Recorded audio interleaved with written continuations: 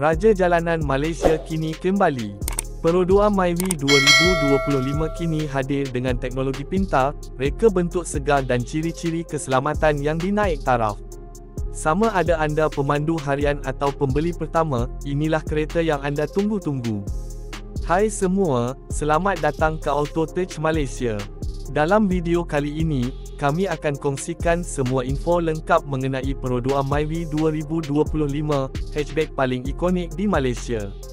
Dari spesifikasi enjin hingga ciri keselamatan, pilihan warna dan teknologi terkini, semuanya kami rungkaikan dalam satu video. Peroduan Myvi 2025 kekal sebagai antara hatchback paling popular di Malaysia kerana gabungan nilai mampu milik, praktikaliti dan ciri moden yang ditawarkan.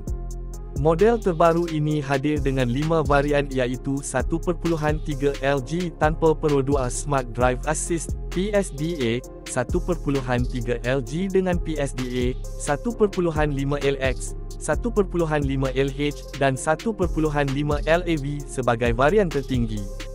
PSDA yang tersedia dalam kebanyakan varian merangkumi ciri keselamatan seperti amaran pra-pelanggaran, brek pra-pelanggaran, kawalan salah tekan pedal, dan pencegahan tersasar lorong, menjadikannya pilihan utama bagi mereka yang mementingkan keselamatan. Di bahagian enjin, Myvi dikuasakan oleh enjin 1.3L atau 1.5L Dual VVTi. Enjin 1.3L menjana 94 kuasa kuda dan 121 Nm torque, manakala enjin 1.5L pula menghasilkan 102 kuasa kuda dan 136 Nm torque. Kedua-duanya digandingkan dengan transmisi CVT untuk pemanduan yang lebih lancar dan penjimatan bahan api yang lebih baik.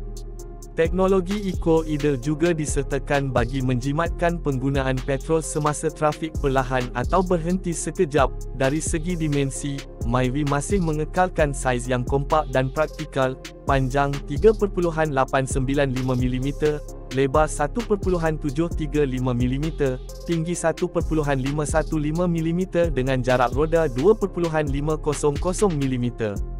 Ruang bak berkapasiti 277 liter dan tangki bahan api 36 liter cukup untuk perjalanan harian maupun luar bandar.